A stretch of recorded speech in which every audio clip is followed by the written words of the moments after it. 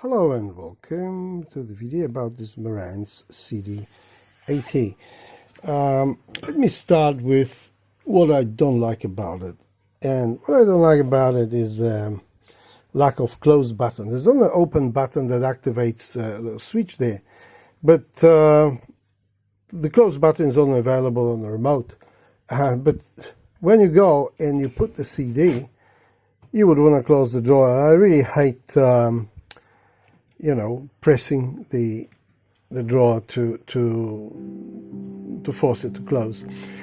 All in all, it's a very good and very reliable player. This one is probably 35 years, and I was the first person who opened it. Still worked, but the owner was sort of, wanted to do a bit of a service. I mean, the drawer was retracting, but that's retracting drawer is due to the limit switch. Limit switch is over there. You can see that there, and there's another one in here, but as you see, that one is with its inner workings down, whereas the dirt accumulates on that limit switch there and needed to clean. The other two things that ever go wrong with it are those globes. You see the globes, I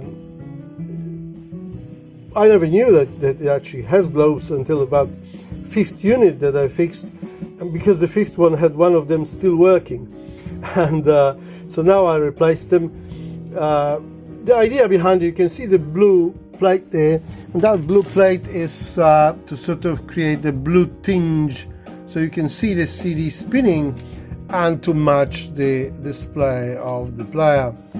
Sadly, my local supplier sells globes with only the globes that have a wire attached to them, and they are multi-core and they're very fiddly to work with, and I wish I could get some of those with solid core wires. In case you're wondering about those batteries, all are flat because we have cold nights here in Perth in Western Australia, about 6 or 7 degrees at night, so they all went flat on me.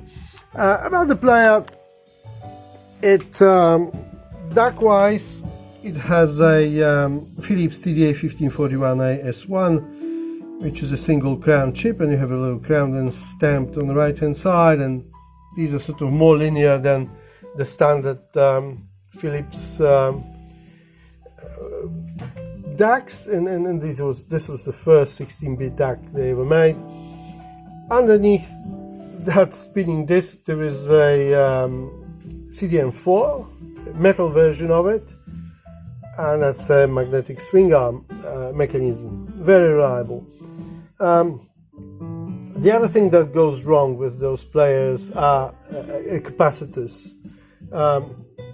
Originally, when I measured them, only one sort of appeared to be leaky, but the rest was almost within the specs, and these are the ones that were sort of alright.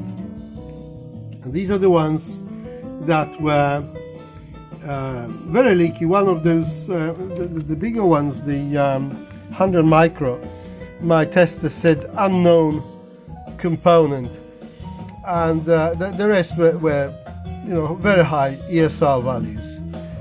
Even one of the big ones from the power supply went.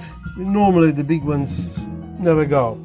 So I replaced them all, well, with the exception of Elnar Seraphine. Elnar Seraphines are the red ones, and they normally do not leak. At least I haven't found one as yet. And I tested them, and they are well within specs. So overall, very nice unit. It is not the absolute end of Marantz. They had 94, 95, 99, and a lower version, I think, from 12 to 16, or maybe even 11, I don't remember. But there are more fancy players, much heavier, with wooden side panels and opening doors that sort of hide all the buttons and other fancy things. I mean, this also has side panels, which I think cast iron are very, very heavy. So, but it's sort of more industrial rather than luxury sort of, what they call it, champagne gold, you know. So that's about all about it. Until the next one. Bye-bye.